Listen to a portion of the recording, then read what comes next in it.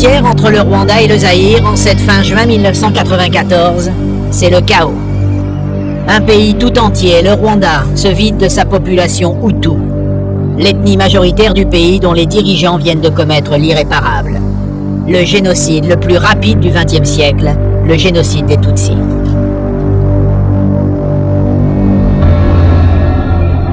800 000 personnes, méthodiquement massacrées en à peine 3 mois. Des Tutsis, mais aussi des Hutus modérés. Hommes, femmes, enfants, personne n'en réchappe. Dans ce flot humain qui passe la frontière, les dignitaires du régime génocidaire et leurs complices se sont mêlés à la foule. Parmi eux, cet homme. C'est l'un des principaux responsables Hutus du génocide. Avant de disparaître dans la nature, il menace de mort le journaliste qui vient de le retrouver dans sa fuite. Aujourd'hui, il faut qu'ils amènent les gens que j'ai tués, qu'ils montrent et qu'ils prouvent ça. Sincèrement, pensez qu'ils peuvent les amener. Amener les gens que j'ai tués. Vous êtes aussi payé. Ça suffit. Ce que vous avez mangé, ça vous suffit. Un jour, tu vas mourir. Tu commences à m'énerver jusqu'à ce point. Le génocide rwandais de 1994 est l'un des plus tragiques de la fin du XXe siècle. En seulement 100 jours, plus de 800 personnes, majoritairement Tutsis, sont massacrées. Mais ce massacre n'est pas né du chaos. Il est le fruit d'un passé oublié, de décisions politiques, coloniales et locales, soigneusement mises en place pendant des décennies. Pour comprendre l'horreur, il faut revenir en arrière, bien avant 1994. Avant les Européens, le Rwanda est un royaume centralisé, structuré, avec une monarchie tutsi dominante.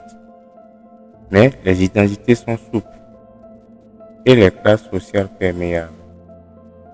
Les colons allemands puis belges viennent figer tout ça, en classifiant les Rwandais en 3 catégories rigides: Hutu, Tutsi et Tiwa. En s'appuyant sur des critères pseudo-scientifiques, la taille, la forme du nez, la couleur de la peau. Les Belges imposent une hiérarchie raciale, appuyant les Tutsis perçus comme plus proches des Européens. Et pour figer cette hiérarchie, en 1933, ils instaurent une carte d'identité ethnique. Mais cette domination coloniale crée des tensions. Dans les années 50, les Hutus majoritaires uniquement sont marginalisés, commencent à réclamer plus de droits. Sous pression, les Belges opèrent un retournement. Ils abandonnent les Tutsis et soutiennent les Hutus. En 1959, des violences éclatent. On parle de révolution sociale. Des milliers de Tutsis sont tués. D'autres fuient vers l'Ouganda, le Burundi, le Congo. En 1962, le Rwanda devient indépendant. Mais la violence est devenue système. Le nouveau pouvoir Hutu est traversé par des luttes internes et l'obsession des ennemis Tutsis de l'intérieur. En 1973, un coup d'État amène Juvenal Habyarimana au pouvoir. Sous son règne, la méfiance envers les Tutsis s'intensifie. Les réfugiés sont qualifiés de ménage. Des quotas ethniques limitent l'accès à l'éducation et aux emplois publics. Dans l'ombre, un plan se met en place. La propagande devient une arme puissante. Dans les années 90, Radio 1000 Collines commence à diffuser des messages de haine déguisés en humour ou en patriotisme.